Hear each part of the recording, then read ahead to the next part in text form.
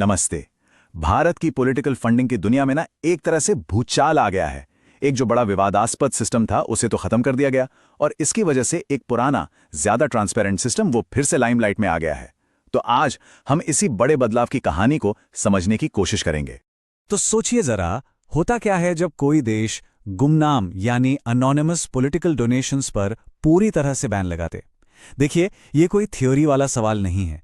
ये वो सवाल है जो आज भारत के पॉलिटिकल फाइनेंसिंग का आप समझिए कि पूरा नक्शा ही बदल रहा है। तो चलिए इस पूरी कहानी को 5 हिस्सों में देखते हैं। सबसे पहले बात करेंगे कि बॉन्ड्स के बाद अब क्या हो रहा है।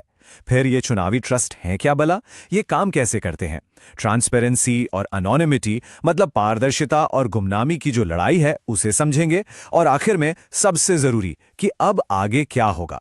तो शुरू करते हैं पहले हिस्से से। देखिए, भारत की पॉलिटिकल फंडिंग की दुनिया में एक बहुत बड़ा एक फंडामेंटल चेंज आया है और अब इस खेल के नियम कह सकते हैं फिर से लिखे जा रहे हैं। अच्छा, इसकी कहानी शुरू होती है 2013 से, जब ये चुनावी ट्रस्ट लाए गए थे। फिर आया 2018, जब गुमनाम इलेक्टोरल बॉन्ड्स ने आकर पूरा गेम ही बदल दिया।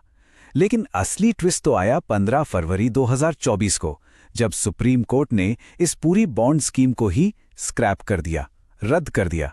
और इसका असर तो तुरंत दिखा। 2024-25 में ट्रस्ट के जरिए होने वाली फंडिंग में जबरदस्त उछाल आ गया। तो सवाल उठता है कि सुप्रीम कोर्ट ने इन बॉन्ड्स को आखिर रद्द किया क्यों? वजह बिल्कुल सीधी और साफ थी। कोर्ट ने कहा कि ये जो गुमनाम चंदा है ना, ये हमारे लोकतंत्र के एक बहुत ही बेसिक सिद्धांत के खिलाफ है। और वो सिद्धांत है ट्रांसपेरेंसी यानी पारदर्शिता।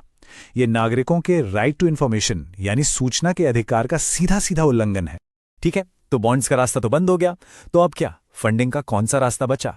यहीं पे एंट्री होती है इलेक्टोरल ट्रस्ट्स की। और हां, ये कोई नई चीज नहीं है, ये एक पहले से मौजूद सिस्टम है जिसे बनाया ही ट्रांसपेरेंसी को ध्यान में रखकर गया था।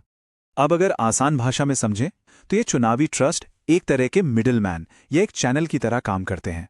ये एक नॉन प्रॉफिट कंपनी होती है जिसका काम है लोगों से और बड़ी बड़ी कंपनियों से पैसा इकट्ठा करना और फिर उसे पॉलिटिकल पार्टीज तक पहुंचाना।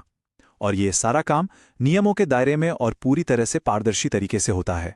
तो आखिर इन ट्रस्ट्स को बनाया ही क्यों गया था? इनका मकसद क्या था?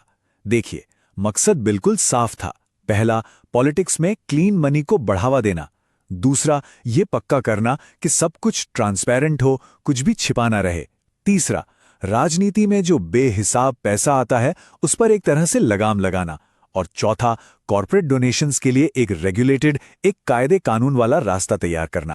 चलिए अब ये समझते हैं कि ये ट्रांसपेरेंट पाइपलाइन आखिर काम कैसे करती है। मतलब पैसा डोनर से चलकर पार्टी तक पहुंचता कैसे है, ये जानना बहुत जरूरी है। ये पूरा प्रोसेस बस 3 सिंपल स्टेप्स का है। स्टेप 1, कोई भी इंसान या कंपनी ट्रेसेबल तरीकों से मतलब जैसे चेक या ऑनलाइन ट्रांसफर से ट्रस्ट को डोनेशन देती है। स्टेप 2, ट्रस्ट इस सारे पैसे को जमा करता है और उसका पूरा हिसाब किताब रखता है, एक एक पैसे का। और स्टेप 3, ट्रस्ट इस पैसे को एलिजिबल पॉलिटिकल पार्टीज में बांट देता है। और यहीं पर एक बहुत ही इंपॉर्टेंट रूल आता है जिसे 95/5 का नियम कहते हैं। इसका मतलब क्या है? इसका मतलब यह है कि ट्रस्ट को जितना भी चंदा मिलता है उसका कम से कम 95% हिस्सा उन्हें पॉलिटिकल पार्टीज को देना ही पड़ेगा। ये मैंडेटरी है। वो अपने खर्चे के लिए, एडमिनिस्ट्रेटिव खर्चों के लिए ज्यादा से ज्यादा सिर्फ 5% ही रख सकते हैं। देखिए, इस पूरे सिस्टम की बुनियाद ही ट्रांसपेरेंसी है, पारदर्शिता। हर ट्रस्ट को हर एक डोनर का नाम और किस पॉलिटिकल पार्टी को कितना पैसा दिया गया, इसकी पूरी की पूरी रिपोर्ट इलेक्शन कमीशन को देनी पड़ती है। मतलब कुछ भी छिपाया नहीं जा सकता, सब कुछ पब्लिक डोमेन में होता है। तो अब आते हैं उस असली लड़ाई पर जिसने भारत की पॉलिटिकल फंडिंग की पूरी डिबेट को शेप दिया है। ट्रांसपेरेंसी वर्सेस एनोनिमिटी यानी पारदर्शिता बनाम गुमनामी। इन दोनों सिस्टम्स में जमीन आसमान का फर्क है। चलिए देखते हैं। चुनावी ट्रस्ट में डोनर कौन है ये बताना जरूरी है, पब्लिक है, जबकि बॉन्ड्स में पूरी तरह गुमनाम। ट्रस्ट में पैसा कहां से आया ये पता लगाना बहुत आसान है क्योंकि बैंक ट्रांसफर से होता है। बॉन्ड्स में पब्लिक के लिए पहचान छिपी रहती थी, पता लगाना मुश्किल था। और निगरानी की बात करें तो ट्रस्ट पर इलेक्शन कमीशन और सीबीडीटी दोनों की नजर रहती है। तो सुप्रीम कोर्ट के उस बड़े फैसले के बाद असल में जमीन पर क्या बदला है? चलिए अब देखते हैं कि इस बड़े शिफ्ट का असर हुआ क्या है। और जो आंकड़े सामने आए हैं वो सच में हैरान करने वाले हैं। जरा इस पर गौर कीजिए। 2023-24 में ट्रस्ट के जरिए लगभग 1,21,018 करोड़ रुपए आए थे, लेकिन जैसे ही बॉन्ड स्कीम खत्म हुई 2024-25 में ये आंकड़ा 3 गुना से भी ज्यादा बढ़कर सीधा 3,81,111 करोड़ रुपए पर पहुंच गया। ये कोई छोटा मोटा बदलाव नहीं, ये एक जबरदस्त शिफ्ट है। जी हां, 3,811 करोड़ रुपए। सोचिए, इतनी बड़ी रकम अब एक ट्रांसपेरेंट चैनल के जरिए आ रही है। ये साफ साफ पॉलिटिकल फंडिंग में एक नए दौर का इशारा है। लेकिन कहानी में एक और एंगल है। सिस्टम ट्रांसपेरेंट तो हो गया, लेकिन पैसा जो है वो कुछ ही जगहों पर कंसंट्रेटेड है। 2024-25 में जो टोटल चंदा आया उसका लगभग 98% हिस्सा सिर्फ 3 बड़े ट्रस्ट्स के पास आया, प्रूडेंट, प्रोग्रेसिव और न्यू डेमोक्रेटिक।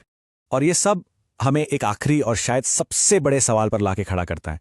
अब जब सब कुछ पारदर्शी है, हमें पता है कि पैसा कौन दे रहा है और किसको दे रहा है, तो क्या राजनीति में कॉरपोरेट के प्रभाव वाली बहस खत्म हो गई है, या ये बहस अब एक नए दौर में एंटर कर रही है जहां हमारे पास ज्यादा जानकारी है? ये एक ऐसा सवाल है जो सोचने पर मजबूर करता है।